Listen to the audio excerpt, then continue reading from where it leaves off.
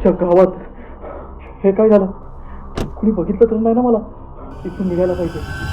मग काय घोडा मारलाच?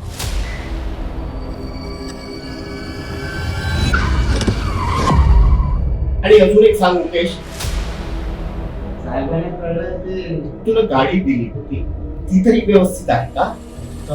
गाडी हा मला माफ कर, मी नाही मारलं. तुला काय वाटलं लोकांना कळणार नाही?